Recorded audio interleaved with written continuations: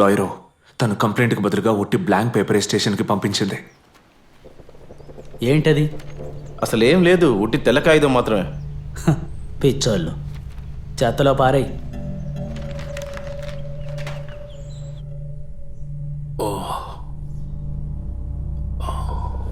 Your honour, సాక్షిని పిలవడానికి, అతను చెప్పేది రికార్డ్ చేయడానికి న్యాయస్థలం అనుమతి కావాలి.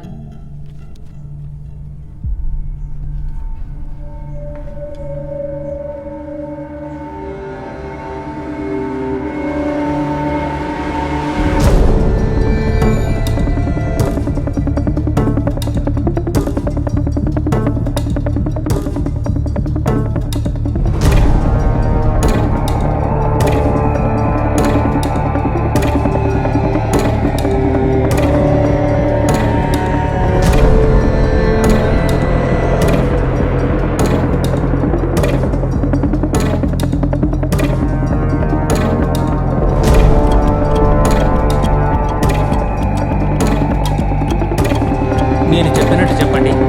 రాజ్యాంగం మీద ప్రమాణం చేసి నేను చెప్పేదంతా నిజము, నిజం తప్ప ఇంకేది చెప్పను. సార్.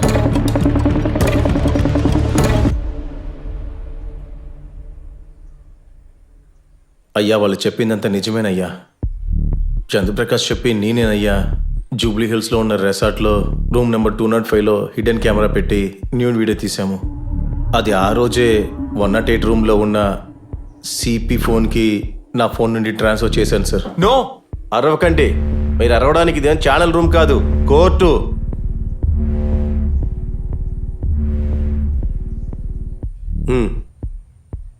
అయ్యా, అది కూడా సిపి చెప్పినట్లుగానే ఆ ఫ్లాట్లో ఉన్న అందరూ ఆ అబ్బాయికి వ్యతిరేకంగా కంప్లైంట్ ఇచ్చారు. ఆ అబ్బాయి రూమ్లో గాంజా పెట్టింది కూడా ప్లాన్డే సార్. దానికి కూడా కారణం సిపిఏ సార్. ఆ రోజు కెమెరామెన్ని మార్చి నేనే సార్ షూట్ చేశాను. నువ్వు చేసిన తప్పుకి నీకు శిక్ష ఏంటో తెలుసు కదా. మీరు ఏ శిక్ష విధించినా నేను తయారుగా ఉన్నానయ్యా. గౌరవనీయులైన మీ దగ్గర ఇంకొక విషయం చెప్పాలనుకుంటున్నాను. నా ఫ్రెండ్ ప్రదీప్ జాన్కి జరిగిన యాక్సిడెంట్లో కూడా సిపి హస్తం ఉందని నాకు అనుమానంగా ఉంది. ఎటువంటి ఎవిడెన్స్ లేని విషయం గురించి ఇప్పుడు ఇతను చెప్తున్నాడు. వీడికి నా గురించి ఏం తెలుసని చెప్తున్నాడు? Shut your mouth. ఒక్కసారి నీకు వార్నింగ్ ఇచ్చాను.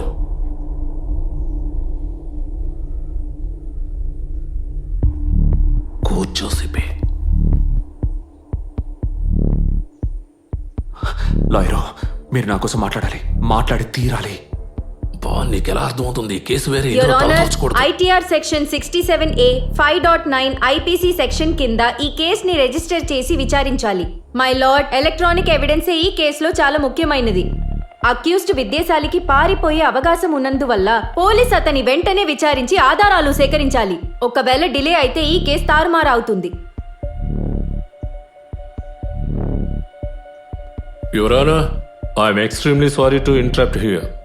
యువర్ ఆనర్, ఈ సివిల్ కేసు ఈ కోర్టులో గెలవదని తెలిసి నా క్లయింట్ మీద అనవసరమైన అభండాలు వేస్తున్నారు. యువర్ ఆనర్, మీరు మళ్ళీ విచారణకు గానీ అనుమతిస్తే దానికి నా క్లయింట్ సిద్ధంగా ఉన్నారు.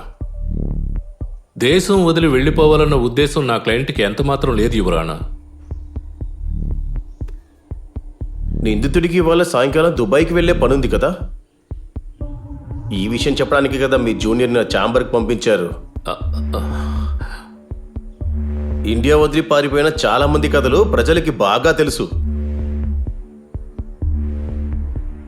నేను ఒక ఇన్వెస్టిగేషన్కి ఆర్డర్ వేస్తాను.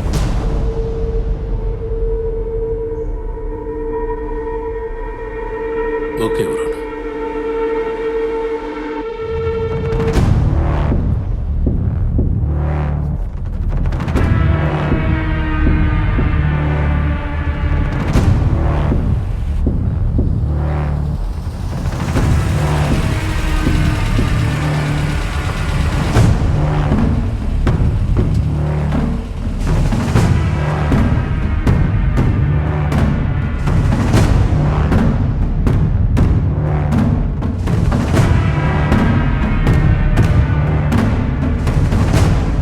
ఇన్స్పెక్టర్, ఎఫ్ఐఆర్ రాసి కేసుని ఇన్వెస్టిగేట్ చేయండి. Yes sir. అరెస్ట్ చెయ్యొచ్చో లేదో మీరు డిసైడ్ చేయండి. కానీ ఈ నేరస్తుడిని మీరు అరెస్ట్ చేయకుండా వదిలారంటే రేపు ఈ కేసులో రాబోయే ప్రతి సమస్యకు చట్టం ముందు మీరే సమాధానం చెప్పాల్సి ఉంటుంది. You can take both of them in custody now it self. Sir, నా నిజాయితీని, మీడియా స్వేచ్ఛని అనుమానించి మీరు ఇలా చేయడం ఏమాత్రం బాలేదు.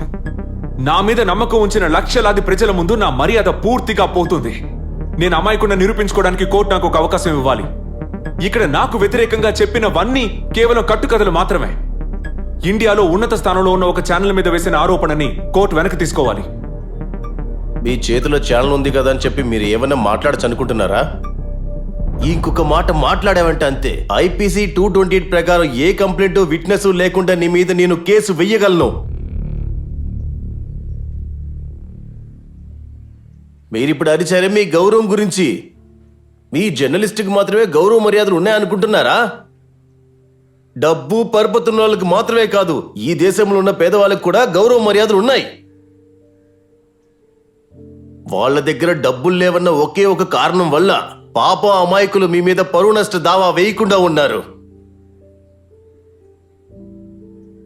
మిస్టర్, మీరింత గర్వపడే విధంగా మీ పత్రిక ఆ స్టేజ్లో ఉందా అన్నది నా అనుమానం. కానీ ఈ దేశంలోనే అతి గొప్ప కాన్స్టిట్యూషన్ ఉన్న చోటు ఇండియానే అని నాకు బాగా తెలుసు. ప్రజాస్వామ్య ఊపిరి అది. ఈ దేశంలో ఉన్న ఒక సాధారణ పౌరుడికి ఉండే వాక్ స్వతంత్రమే మీడియా వాళ్ళకు కూడా ఉందని కాన్స్టిట్యూషన్ లో ఉంది, తెలుసుకోండి. దేశ పౌరుడికి ఉండే అధికారం ఏ పత్రిక వాళ్ళకు కూడా లేదు. దేన్ని ఎలా చూపించకూడదన్న దానికి మీడియాకి కొన్ని పరిమితులు, పద్ధతులు ఉన్నాయి. తన శరీరాన్ని ఎవరు చూడొచ్చు, ఎవరు చూడకూడదని నిర్ణయించుకునే అధికారం వాళ్ళకే ఉంది.